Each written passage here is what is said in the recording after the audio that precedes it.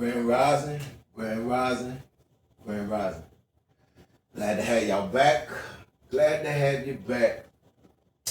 Man, it's early. This is Monday. ML King Day. Martin Luther King Day. So I hope everybody, remember the great Dr. Martin Luther King today. Go back and pull up some of his old speeches, check out some of his old interviews, and just remember your ancestors. So, hey man, bright and early we up. You know me, gotta have my coffee, man. You already know that about me. Nice and hot. Yeah, man. It rained all day yesterday, man. I got me some good sleep yesterday. But if you're new here, you never been here, hey, listen. Go on and join the family. Like, share, subscribe, hit the notification bell. Stay in contact with us. Hey, maybe you just want to show some love. If you want to show some love, we put the cash out in the link in the description below. So you can do that if you want to. Help support the real. To those that's interested in hitting our website, want to help us keep advancing what we're doing here, go check out our site. The link is in the description below also. And with that being said, look, man, hey,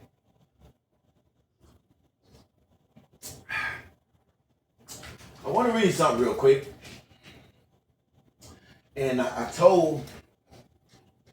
got about 2 or 3 people that responded to what I'm getting ready to address right now. And I don't know, man, if people just watch stuff and they hear what they want to hear, and then I don't know. I guess when people's on the internet or YouTube, it's kind of like a buffet. You grab this, you grab that, you grab this, you grab that, you grab what you want instead of listening to something in its entirety. I think people just pick out what they want to hear. And I'm not mad, man. I understand the generation and the world that we live in today. So, with that being said, they want to know why I keep saying, and this family of Hyksos. Let me break it down. Give you a quick overview, okay? The way the Bible has been retranslated to you was retranslated wrong, purposely, intentionally. Now listen, I'm not here to convert you. I'm not here to fight you. The way I was taught, each one teach one. When we learn, we teach the other. Listen, I'm not in. Let me add some correction to that. I'm not interested in teaching everybody. I'm interested in teaching those that want to learn. You ain't interested in learning? Then go to hell on. Don't even, please, don't even watch the video. Listen, I've been fighting and arguing with not making a membership, so I can only talk to people that's really interested in it. You understand? So I'm just gonna keep ignoring certain folks, certain people. But I'll say this. The way it was retranslated, only thing comes to people's mind is King James Bible. Well, before they ever got to a King James Bible, listen, the Greeks were taught by the Egyptians, and they wasn't teaching them the King James Bible. They were teaching them hieroglyphics. Let me say that again. When I say retranslation, first thing come to you people's mind is the King James Bible. And the King James Bible done been retranslated so many times. Go look up how many different versions of the Bible it is. Okay? Now let me help the smart, intelligent folks. Before King James Bible was ever created, before a book was compiled, they had to get papyrus. Where did papyrus come from? I'll wait. Think. Where did papyrus come from? came from ancient Egypt. The papyrus plant came out of Egypt. So there was no books. There was what we call scrolls. So there wasn't any type of version of a King James Bible because these people were not kings yet. These people were in caves. Neanderthals, troglodytes, the base men, low-level men. Okay? So, before they was translating anything, or before the King James Bible could be established, these black Egyptians who taught these Greeks, Caucasians, was teaching them the hieroglyphics, or the hieroglyphs, which is called the sacred writings, which is where the Bible would have came from. You see, all you gotta do is take all that religious rhetoric down, take that mess out of here, and focus and pay attention, and you actually can learn something. Now, I keep telling you the creator of the universe is here. I'm saying exactly what the creator is telling me to say. I'm showing you exactly what he's showing me to show you. If you ain't interested, go the hell on. See? Very simple. But with that being said, the hieroglyphics had to be translated to them, explained to them, Greeks. Okay? That's what I'm saying when I say, hey, the Bible been retranslated. Yes, they retranslated, or they gave different meanings to what they learned in hieroglyphs. Okay? And I'm even thinking the people that they actually taught, that they learned, those people died off.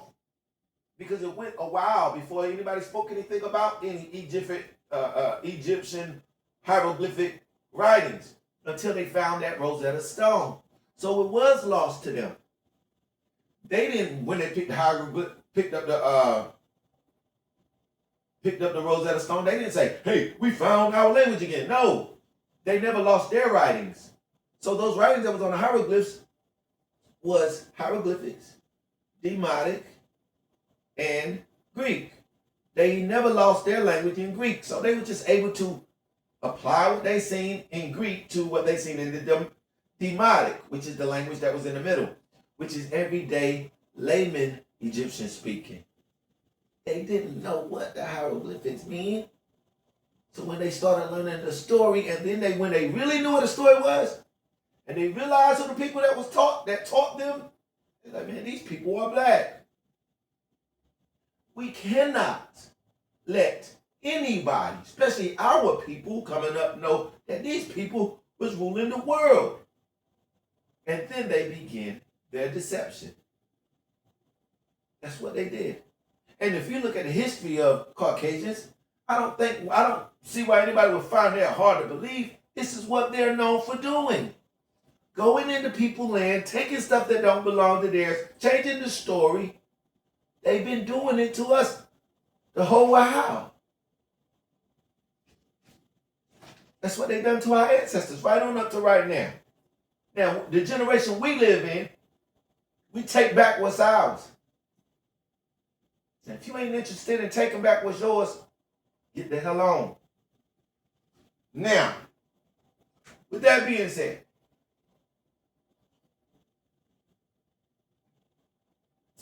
this is for two responses that I got. They wanted to know about when I said these people, Hyksos, they went around and they started killing everybody and killing all the Africans in the Bible.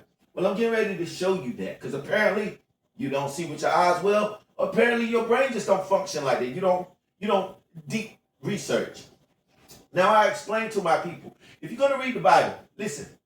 Don't read just the King James Bible and think you have an understanding. You don't have an understanding. You can go get the King James Bible, 66 books. You can get the book of Jasher. You can get the book of Jubilees. You can get the book of Enoch. You can get the Ascension of Isaiah. You can get all the religious writings you want. Get you a concordance. Get you a good dictionary. Get you a good thesaurus. Get you some access to the internet. And make sure you have a well understanding of history. Period. People, places, and things. Nouns is what we call them. Have a good understanding of people. Have a good understanding of places and things. When you have that, you will have a full, well-rounded understanding of what you're reading, and you'll be able to discern or to decipher what you're reading. So when you call yourself speaking or preaching or teaching to somebody, you will understand what the hell you're saying. Because right now, it's only religious teachings that you read in the Bible and rhetoric and emotionalism. That's all it is.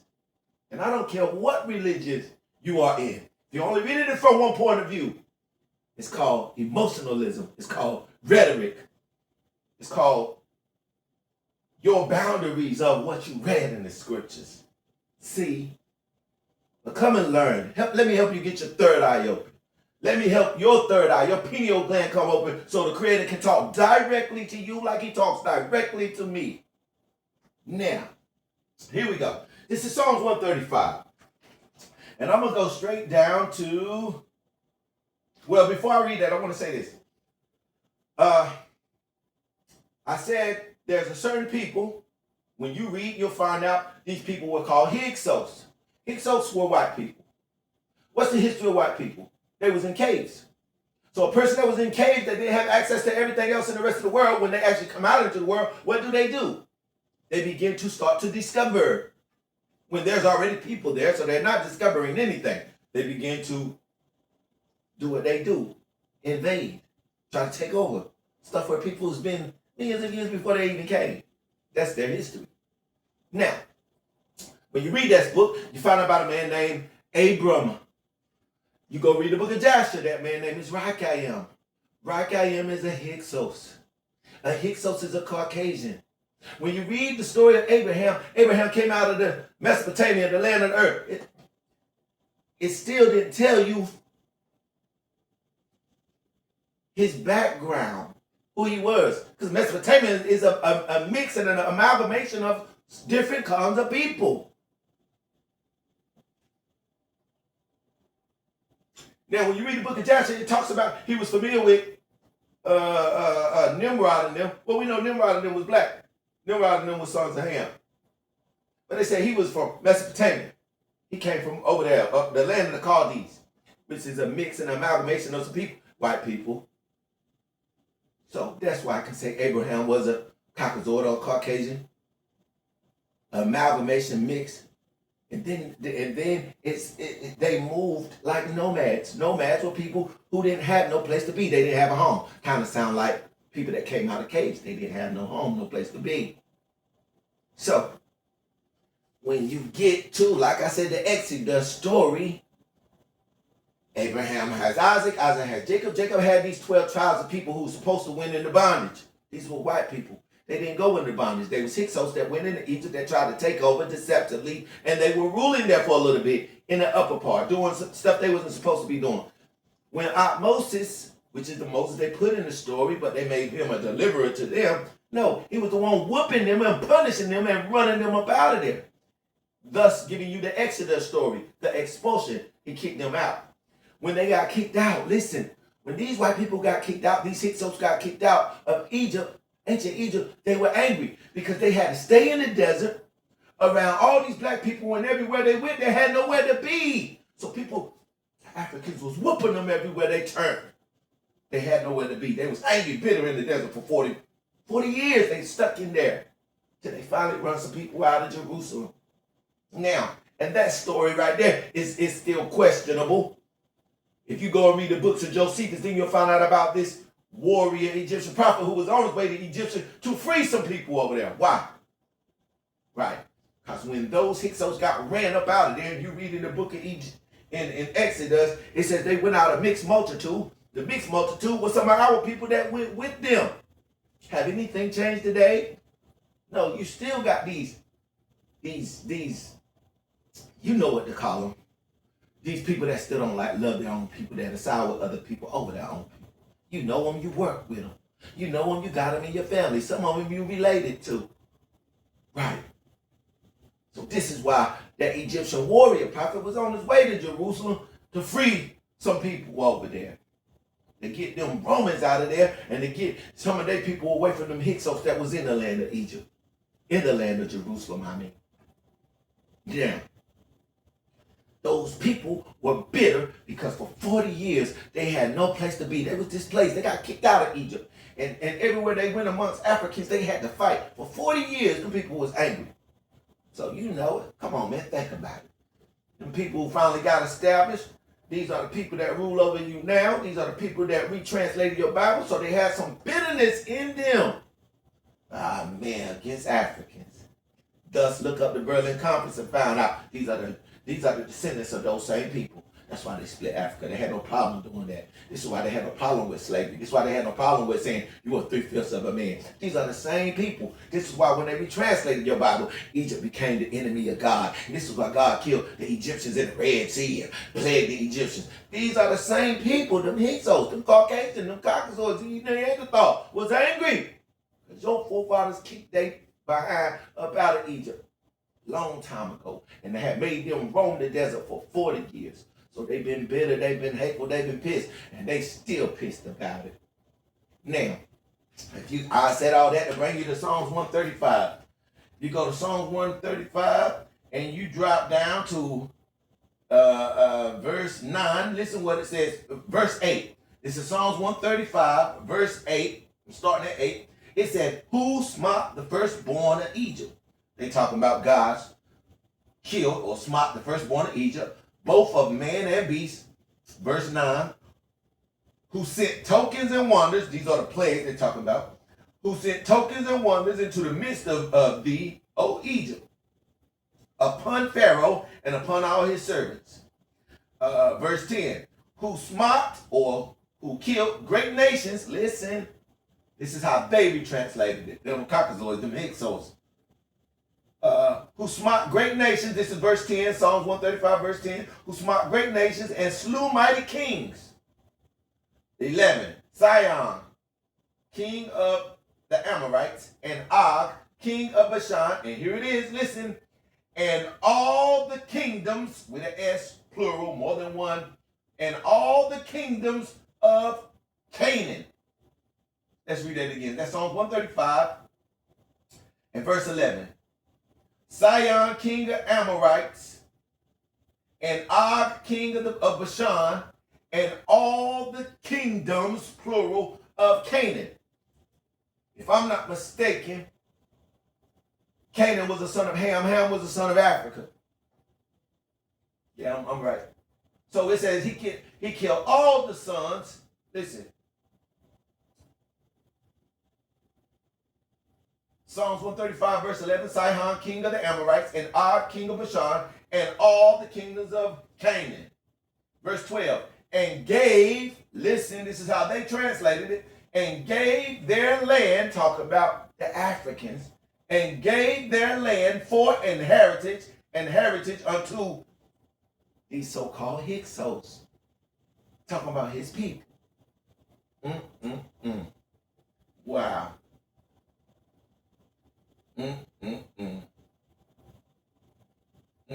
Let's read that again. That's Psalms 135, verse 12. And gave their land for inheritance unto his people. The Hyksos was his so-called people. This agenda when I tell you about a chosen people. So these people, the way they did it, they had to do it in writing. And they did it in writing. It took them a while to actually do it in real life, to actually take over and control everything. But they did it in writing. Let me show you how they did it in writing. When you get to the Bible, they come out with a man named Abram. Abram becomes what they call, which he's a white man, a Caucasian, a Hyksos. He becomes the God of the universe. In the Bible, it's called Father of Many Nations. In the book of Joshua, what they do is They take them all the way back to the beginning of African spirituality. The beginning of African spirituality begins with a great king, a great father named Asar, who we call Osiris. Okay? You'll find that story in the book of Jasher, that Abraham becomes Raikayim. And Osiris, the way they translated it, listen, this didn't really happen. Osiris tells Pharaoh his name is going to tell Raikayim his name is going to be Pharaoh from now on. And I know that's a misunderstanding the way they wrote that, a mistranslating the way they wrote that, because Osar or Osiris was Pharaoh. Why would he give his place to a foreigner who didn't belong there? See? So what he did, what they did is inserted their self, because that's what they do. Their history begins in caves. They had to interject and insert themselves in the history as Raikayim or Abraham, okay? Who didn't have anything, who was a deceptive Ixos, white, that came into Egypt during Osiris' time. And Osiris dawned him the Pharaoh. And from there it goes into the book of, it starts speaking more about Abraham. You don't find that character Raikayim nowhere else until you look into history, into a so-called Pharaoh who wasn't a Pharaoh, named Susarin Kayan. Susarin Ray Kayan. Susarin Ray Kayan. They don't have no picture of him. They have a statue because these were Hyksos. These people were considered barbaric vandals that vandalized, tear things apart. This is what white people do. Pillage, damage, demolish, destroy.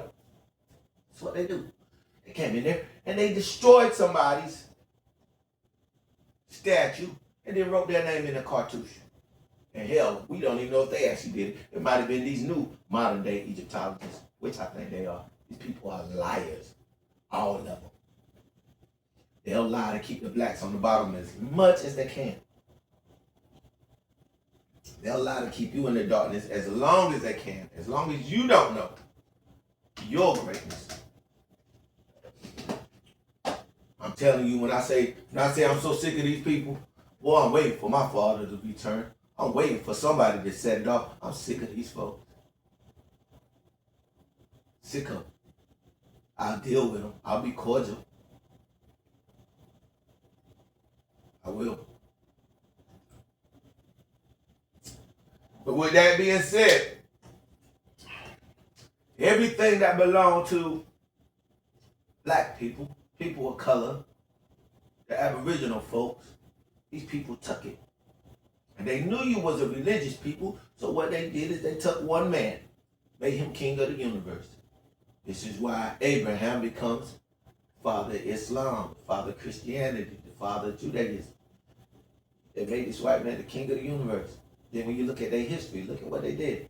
So all the paintings of anybody that was people of color, what they do, they made them pasty, white, Caucasian. They made the king of the universe. See? That is something. Hey, man, I don't want to hold you too long. With that being said, man, I got to go.